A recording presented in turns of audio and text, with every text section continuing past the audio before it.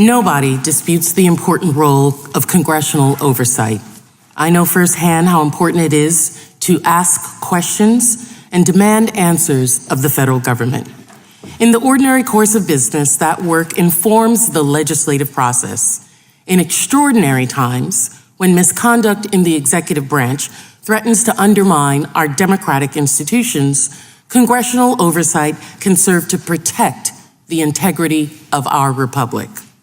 For example, I'm proud of the role I played as an impeachment manager in the second impeachment of President Donald Trump in the aftermath of the attack on the Capitol. That bipartisan work was both a measure of accountability and a sign to the American people that Congress had no intention of being bullied into giving up on a peaceful transfer of power. But there is a difference, my colleagues, between legitimate oversight and weaponization of Congress and our processes, particularly our committee work, as a political tool.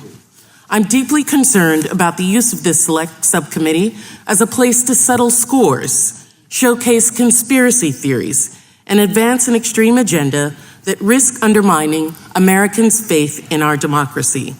Some of today's witnesses would have us believe that the Department of Justice and the Federal Bureau of Investigation are part of a deep state cabal. One even wrote a book describing the FBI itself as a threat to democracy. The Department of Justice and the FBI do not always get it right. History is full of examples of these agencies getting it very, very wrong. We have colleagues in this Congress who have been subject to politically motivated, hateful, racist investigations by our government. That does not logically follow that every investigation or criminal inquiry by the FBI or the Department of Justice is political or ideologically based. But in our current climate, with domestic terrorism on the rise and hate speech normalized by national politicians, the Department of Justice and the FBI are doing their best to protect us from sliding into chaos. This past Monday, the FBI captured 2 individuals, one a neo-Nazi leader and founder of an Anti-Waffen group who were plotting a racially motivated attack on Baltimore's power grid. They said their goal was to, quote, completely destroy this whole city, end quote. Last week, the FBI infiltrated and disrupted a major cyber criminal group extorting schools, hospitals, and critical infrastructure around the world. And last summer, the FBI engaged in a mass violent crime enforcement effort that took nearly 6,000 violent criminals off of our American streets. Let's not forget the tremendous work of the FBI and the Department of Justice after the attacks on our homeland on September 11th, 2001. Some of my Republican colleagues love to talk about the threat of violent crime, but they appear oblivious to the fact that their dangerous rhetoric and baseless accusations against the Justice Department and FBI itself at times pose a direct threat to those organizations' ability to do the work that they are doing to protect our communities. Recent threat bulletins have highlighted a shocking increase in threats of violence against law enforcement agencies and a significant uptick after the FBI executed a search warrant at President Trump's property at Mar-a-Lago.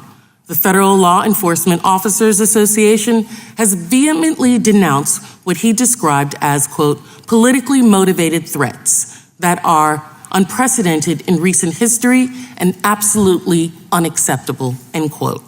Unfortunately, examples of these threats are not hard to find.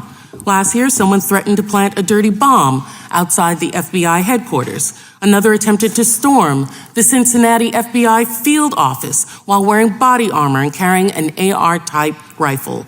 A third was arrested after he made a credible threat, stating, quote, every single piece of expletive who works for the FBI in any capacity, from the director on down to the janitor who cleans their expletive toilets, deserve to die. You've declared war on us, and now it's open season on you, end quote. These allegations are deeply troubling, and I hope that the chairman and members of this subcommittee will be mindful of the risks that go hand in hand with heated rhetoric.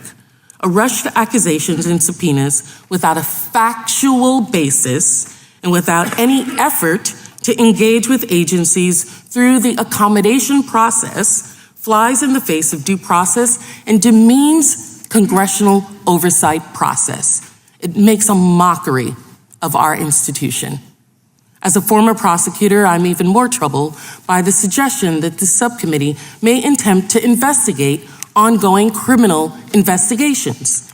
As the head of the Reagan Justice Department's Office of Legal Counsel wrote years ago, granting Congress access to information about active criminal investigations will, in effect, make Congress a partner in the investigation, creating a, quote, substantial danger that congressional pressures will influence in the course of the investigation and potentially, quote, hamper prosecutorial decision-making in future cases. This would not only damage law enforcement efforts, it would shake the public's confidence in the criminal justice system. I hope not, but I suspect much of the investigations the majority, my Republican colleagues, want to look into and potentially muck up involve criminal investigations into former President Donald Trump. I want to be crystal clear.